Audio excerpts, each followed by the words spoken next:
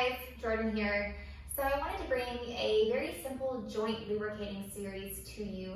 Just one thing I see a lot of is a lot of people complain of stiffness in their joints or arthritis, and there are multiple things you can do to protect your health joint beyond the normal things of drinking enough water. As we know, our body is about 60 to 70% of water, and our joints in particular have synovial fluid. That synovial fluid requires water. From a dietary perspective, eating enough healthy fats like omega-3s is also really good. There's also an amazing supplement you can take. It's called glucosamine sulfate, and that helps support your joints. But the thing I wanted to bring to you today was a simple series that you can do whether you're sitting in a chair, laying in a bed, relaxing on the couch. And it's a simple series that kind of walks you through moving the joints in all different directions so that you can keep that motion going through them, keep them lubricated, and keep them healthy. And when you do all that, you decrease the amount of pain and discomfort you feel in your joints. So again, you can do this whether you're on the ground, in a chair, in a bed. It's super accessible, so regardless of what stage of life you're in, I highly recommend this. So what we'll start with is we'll start with our feet, and you can take one leg up and just point and flex your toes.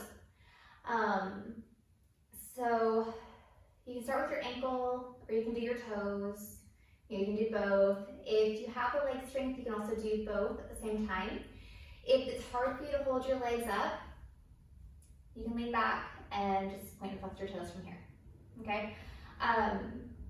So you want to try to get as much of a full range of motion as you possibly can.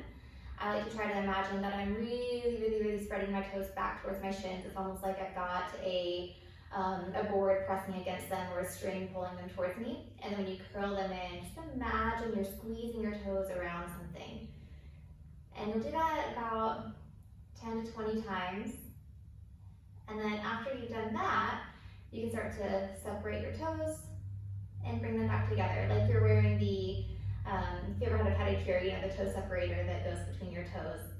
And as the warmer weather kicks in, you know, it's flip-flop season, and our toes are finally free from the shoes we've been wearing for the last, maybe 5 months or so. And so it's nice to get that motion in there and get them happy again. And so from here, we'll move to the ankles. Again, just point and flex. As full of range of motion as is comfortable for you. And while you're doing this, you'll even notice that you'll feel a stretch along your calves, maybe even along your shins when you point your toes forward. When you draw the toes back, you feel the calves get nice and long.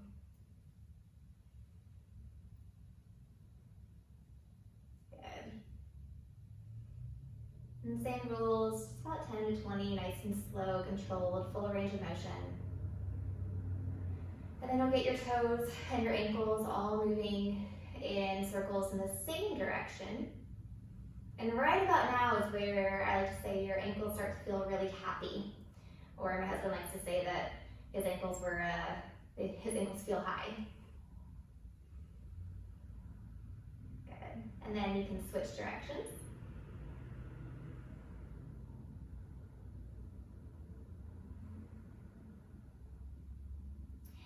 And then go ahead and get your toes turning in towards one another. So you're making big inside circles.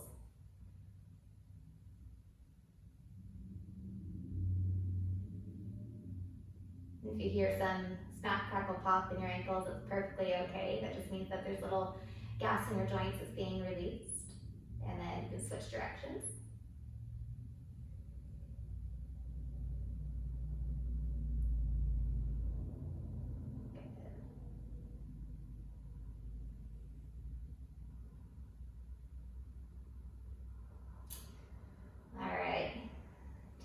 Sit back and just kind of notice how much more light your ankles, your toes, your feet feel.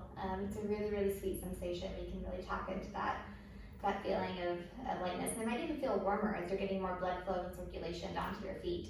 I know for me, I typically have really cold feet, and so whenever I do this, I do start to feel a little bit more warmth going down to the extremities. If you want to work your knees, something you can do is you can lean back in your chair, or again, if you're laying on the ground, you can kind of lean back or draw your knee into your chest. Multiple ways to access this. And then you're just gonna lengthen and bend your knee.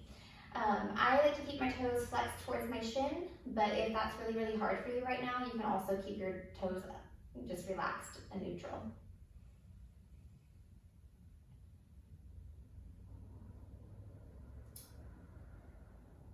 And you'll start to feel a hamstring stretch on this one, which is a nice little bonus. And from here, if you want to do a little bit of hip rotations, hip circles, get motion down into the hip joint, this is a nice little add-on that you can do. You just hold your knee gently with your hand, and rather than having your hand lead your knee, let your knee lead your hand. So your leg is actually initiating the motion, your hand is just keeping it stable. And you don't even have to have your hand there. I just like it for a little bit of support. Okay, and then we'll switch sides. So take a moment in between, and sometimes I like to stop between sides and just kind of tap in and feel the difference between the right and the left. Just notice any changes and sensations that are arising. And then you'll draw your other leg up, and again, straighten and bend your knee. Option, as always, to keep your foot relaxed or to keep the toes stretched towards the shin. As you get better at this and as you gain more mobility, it'll be easier for you to keep your foot active, meaning your toes are extended back towards your shin. And always, always, always, general rule of yoga, make sure that you are breathing. Especially when we're trying something new, it's very common to hold the breath, and you want to make sure that no matter what you're doing, you're keeping a steady rhythm of breath. It helps keep the mind in a parasympathetic or a rest and digest state.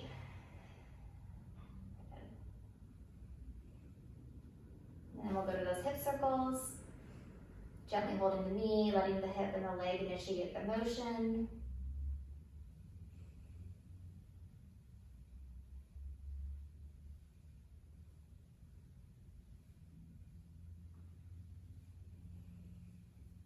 And your breath can really be as short or as long as you need it to be, but what I like to encourage people to do is make sure it's balanced. So if you can find a rhythm of breath while you're doing this that your inhale matches your exhale and you don't feel forced or rushed, that's going to be your aim. All right? And there's that. Again, take a moment, sit up tall in your chair, or if you're on the ground, sit up tall. If you're laying in your bed, just relax where you are, and we'll move to the ankles. So to start, we're just going to do fingertips. So you're going to make a fist, thumb goes under the fingers, squeeze tight, and open, extend. Squeeze the thumb, open, extend.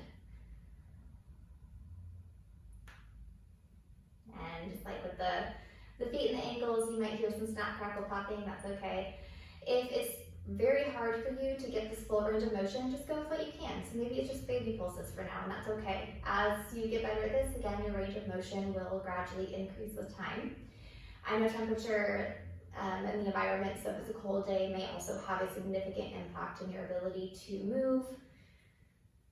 So just go with what's presenting to you in the moment today. It's all a journey. Life is always a journey. Good. Awesome. And then from here, we'll go into wrist extensions. So flat palms, flat as you can get it. Bending from the wrist, trying to keep the arms as steady and stable as you can. And full range of motion. So when you bring the fingers back to the ceiling, as far back as they can go, like you're pressing against an imaginary wall, and then bending, pointing the fingers down as far as they can go.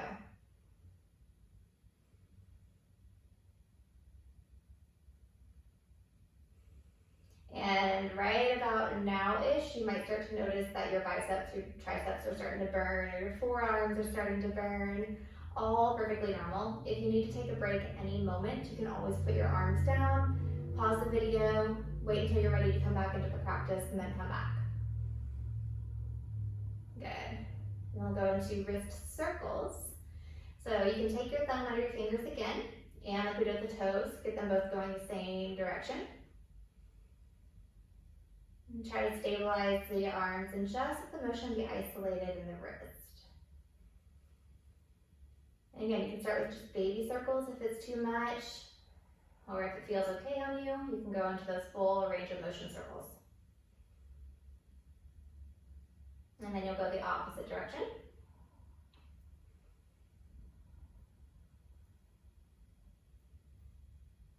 And just like we did down below, just about 10 to 20 circles.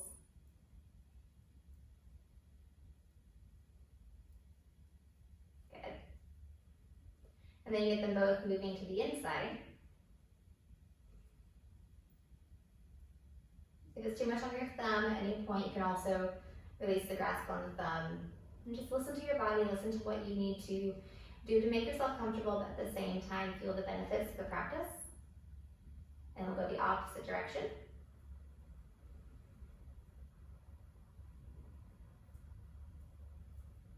Good.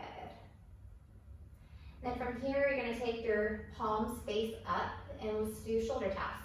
Our elbows are staying up, so what you're doing right now is you're getting range of motion in the elbow joint itself. It's like you're holding a serving tray out, keeping the palms nice and flat and neutral, and tapping the shoulders. Bring the arms back up, and bring them in.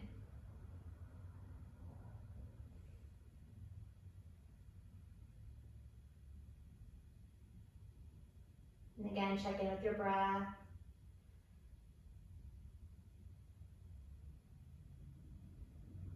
Now, as always, if you need to stop, pause, come back in when you're ready, feel free.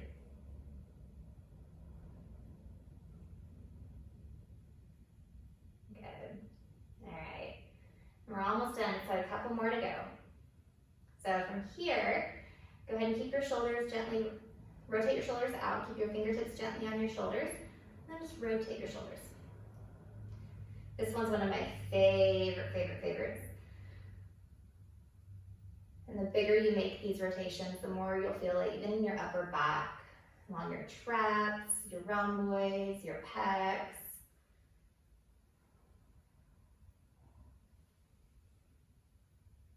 I like to imagine that I'm really making big circles here.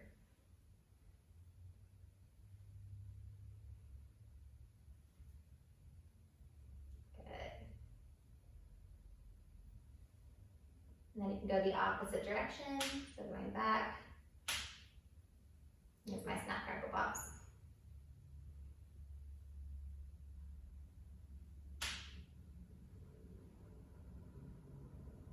This is also a really great thing that you can do in the morning when you wake up, just after we've rested for ideally 8 hours at night, and you wake up and you're stiff, just to get a little bit of motion into all those little joints is extremely critical, and the best time of day to do it is within 30 minutes of waking up. Good. All right, and you can relax your arms down. Just take a moment, close your eyes. Maybe let your palms rest face up, soften through the face. And just notice the warmth and the sensation flowing through the shoulders, down into the arms, and then down into the fingertips.